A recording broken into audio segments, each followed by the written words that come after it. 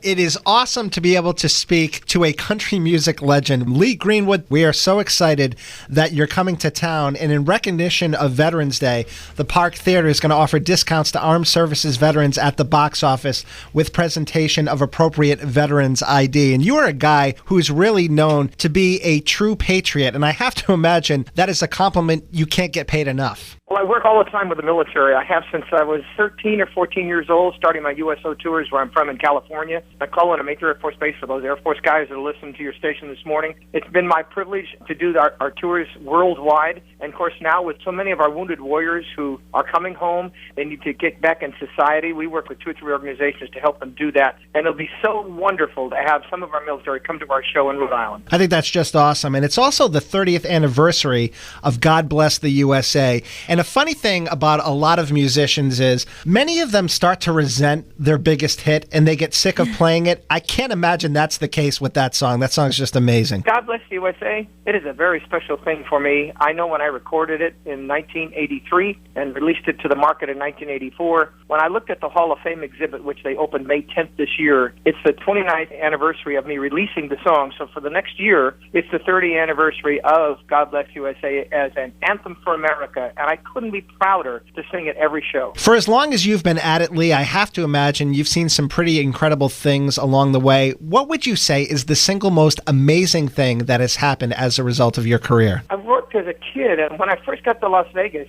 and I worked there almost 20 years in the state of Nevada, in casinos, rubbing elbows with some of the greatest entertainers of my time, I thought, I have made it. And then almost 20 years later, I moved to Nashville and became a star myself. And I look at that part of the career and I went, wow, this is awesome. And then I wrote God Bless the USA, and it took me to places I never thought a country kid from Sacramento, California would ever go. I sang for 5 presidents and 6 first ladies at the Reagan Library opening in Simi Valley, California. That was more than 20 years ago. And it was an amazing thing to have those 5 presidents all watching me sing behind me. So it's just kind of a part of America that's really cool, and that is you can stand next to power and you can just be a little person and still be equal. That's really amazing. And something else that I would think is pretty cool that you've done, you just recently dropped your 7-song EP, I Want to Be in Your World.